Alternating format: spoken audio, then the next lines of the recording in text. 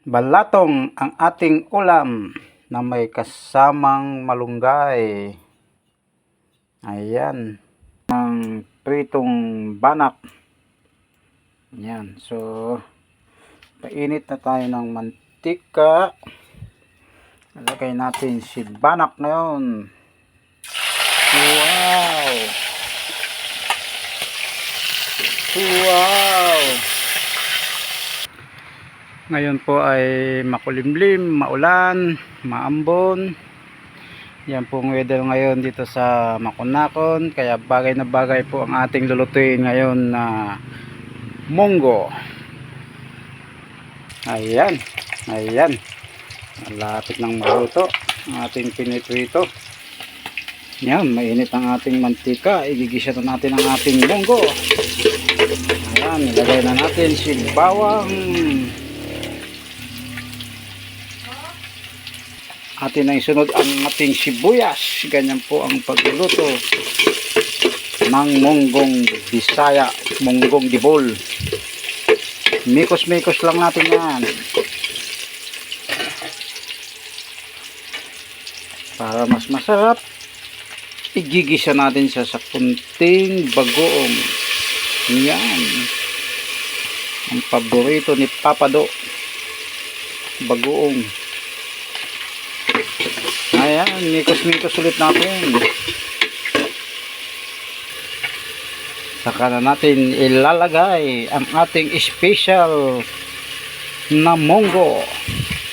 Masarap na tag-ulam ngayong tag-ulan. Ayan. Ang bango-bango. Saka natin ilalagay itong tak-tak Ajinomoto, konti lang, pampalasa lang. Saka natin siya imikos-mikos. Ayan. Nandito na ang special munggo. Lamig yun doy.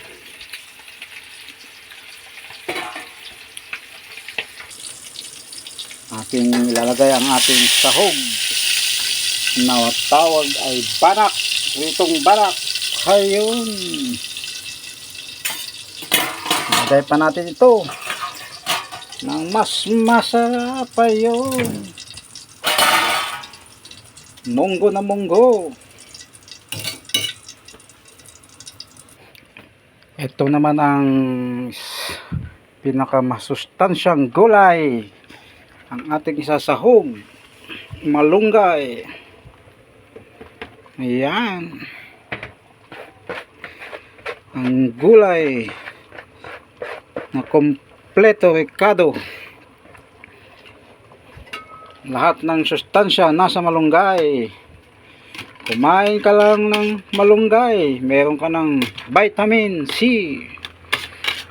Kumain ka lang ng malunggay, meron ka ng potassium.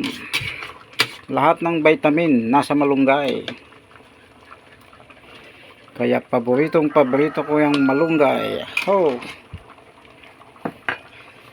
Luto na ang ating balatong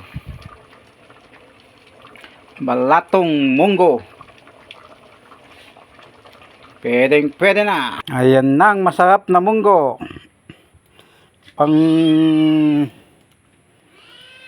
isang batalyon na munggo, pero dalawa lang kakain.